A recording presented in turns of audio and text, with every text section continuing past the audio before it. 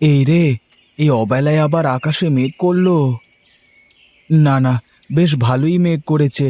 এই ফাঁকা মাঠের ভেতরে থাকা যাবে না।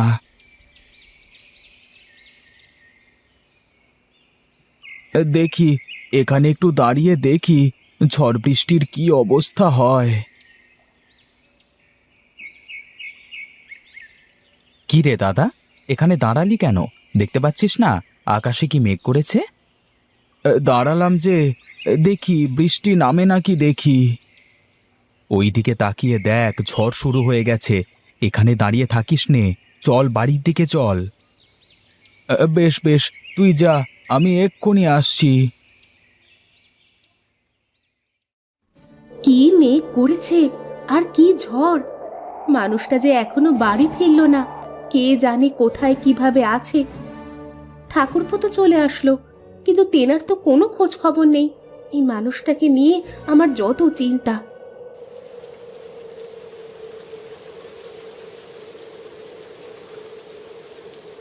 এই তোমার আসার সময় হলো। কি করব, দেখছো না কি মেঘ করেছে। আমিও তো সেজন্যই বলছি, এই মেঘের মধ্যে কি কেউ মাঠে থাকে? যদি কোনো দুর্ঘটনা ঘটে যেত।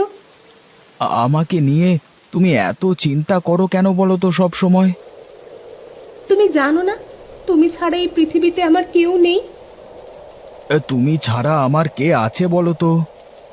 যাও, তুমি কাপড় চোপড় ছেড়ে এসো, তোমাকে খেতে দিই।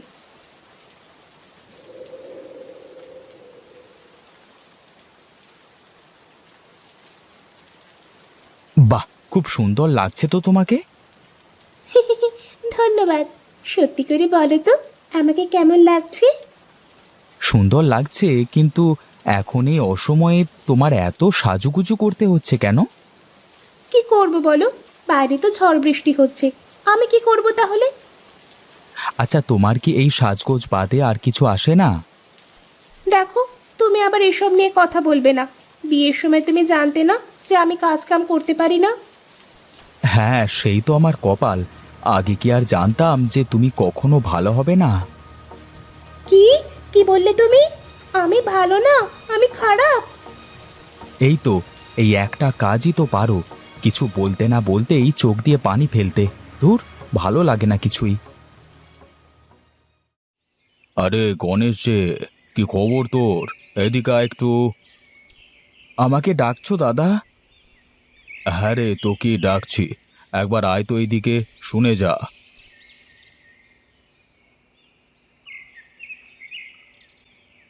বলো দাদা, কি বলবে? আমার আবার হাতে সময় কম। কেন রে, এখন আবার কোথায় যাবি তুই? বাড়িতে সার রেখে এসেছি, জমিতে দিতে হবে গিয়ে। আমি বলি কি, শুধু এত কষ্ট না করে আমার কাছ থেকে সার বীজ নে, দেখবি ভালো ফলন পাবি। আমার অত দরকার নেই দাদা, তুমি যাদের কাছে বিক্রি করছো তাদের কাছেই করো। আমি আমার জমিতে এই বীজ দিতে পারবো না। তুই শুধরাবি নে, তোর ছোট ভাই নিতাই কি করছে দেখছিস তো। আমার কথা মতো চাষ করে আজকে ওর কোনো কিছুর অভাব নেই। দাদা, এই মাটি আমাদের মা।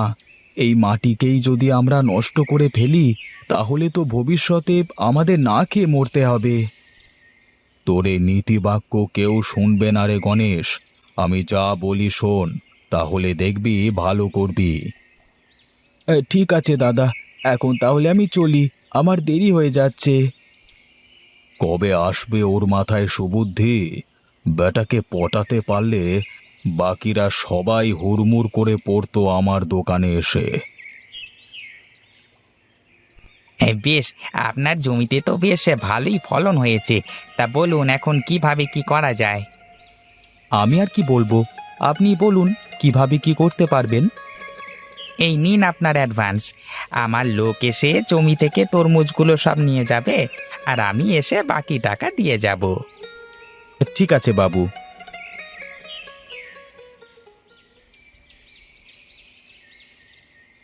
বাবু, আগে আমি বলছিলাম যে আমার জমির ফলগুলো নেন না। আমি কোনো সার ওষুধ দিই না, জৈব সার দিয়ে এই ফসল ফলিয়েছি। দেখুন গণেশবাবু, আমরা তো আর দেখে শুনে ওরকম জিনিস কিনতে পারি না। আর তাছাড়া খরিদ্দাররা যা পছন্দ করে আমাকে তো তাই নিতে হবে, তাই না? তবে বাবু, আমার জমির ফসল নিলে আপনার ভালো হতো। যাও যাও, তুমি আমাকে ভালো মন্দ শেখাতে এসো না, যাও।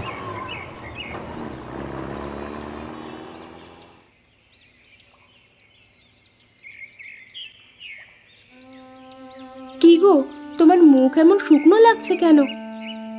কি আর বলবো গিন্নি, আমার কপালটাই বুঝি খারাপ। কি হয়েছে, এ কথা বলছো হঠাৎ? এত কষ্ট করে ফসল ফলাই, তাও কেউ নিতে চায় না। সবাই বলে আমার ফসলের নাকি মান ভালো না। আচ্ছা, তুমিও তো জমিতে অন্য সবার মতো চাষ করতে পারো। হ্যাঁ পারি, কিন্তু তা করলে যে ওদের মধ্যে আর আমার মধ্যে কোনো পার্থক্য থাকবে না। পার্থক্য রেখেই বা কি লাভ? সেই তো কষ্টে দিনপাত করতে হয় আমাদের। বুঝি গিন্নি, আমিও বুঝি। রূপা সব সময় দামি দামি শাড়ি গহনা পরে, আর আমি তোমাকে দুমুঠো ভাত আর একটা শাড়িও কিনে দিতে পারি না ঠিক মতো। কেন, তাতে কি হয়েছে? আমি কি কখনো কিছু বলেছি তোমাকে তার জন্য? তুমি না বললেও তো আমি অনেক কিছুই বুঝতে পারি। আমারও তো ইচ্ছে হয় তোমাকে কিছু দিতে। তুমি এত ভেঙে পড়ো না তো, দেখবে একদিন সব ঠিক হয়ে যাবে। তাই যেন হয় গো, কে জানে কবে এর থেকে মুক্তি পাবো। বাবু, আপনি আর ট্রাকে কি এগুলো? কি আর হবে, এগুলো আপনার ক্ষেতের ফসল। ওপরে দেখতে তো খুব ভালোই দেখা যাচ্ছে, কিন্তু ভেতরে একদম যাচ্ছে তাই। কি বলেন কি এসব আপনি? কি বলছি না, ঠিকই বলছি। বিশ্বাস না হলে দেখুন, আপনি নিজের চোখে দেখুন। দেখুন একবার, এটা কি? দেখুন, এটা তো আর আমি জানি না। আর তাছাড়া তো আপনারা সব দেখে শুনিয়ে নিলেন। অত কিছু বুঝি না। আমার সব টাকা ফেরত দিতে হবে আপনাকে এক্ষুনি। আর তা না হলে আমি লোকাল থানায় আপনার নামে ঠকবাজির মামলা করব। ওগো, উনি কি বলছে? আমার তো কিছুই মাথায় ঢুকছে না। দেখুন, এমন কিছু করবেন না। আর এই নিন আপনার টাকা। ওগো, আমার নতুন গয়না কেনা হবে না তাহলে? হ্যাঁ হবে তো। গহনা কেন, তোমার জন্য আমি হীরের টুকরো কিনে আনবো। এখন কিভাবে দুবেলা ভাত জোটাবো তাই ভেবে পাচ্ছি নে। চলো চলো, ঘরে চলো।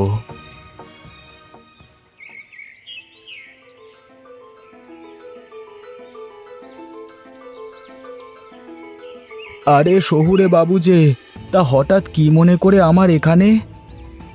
আসলে আমরা আপনার বিষয়ে শুনেছি, আমাদের কোম্পানি আপনার থেকে ফসল কিনতে চায়। কিন্তু আমার ফসলের দাম যে বেশি দিতে হবে। হ্যাঁ হ্যাঁ, আমার কোম্পানি আপনার ফসল বেশি দামে কিনতেও রাজি আছে। কিন্তু কেন হঠাৎ সিদ্ধান্ত বদলে গেল আপনার? আসলে ওইসব ফসলে প্রচুর পরিমাণে সার ওষুধ দেওয়া, যার জন্য ওইসব ফসল মানব দেহের জন্য ক্ষতিকর।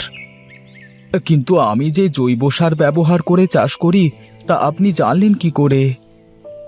গাঁয়ের সব মানুষ তো আপনাকে নিয়েই কথা বলছে। সবার জমিতে আর ঠিক আগের মতো ফসল হয় না। আমি সব জমির মাটি পরীক্ষা করে দেখেছি। আমি জানতাম একদিন না একদিন সবাই এরকম একটা পরিস্থিতির মধ্যে পড়বে। এই টাকাগুলো অ্যাডভান্স রাখুন, আর এই কাগজে একটা টিপসই দেন।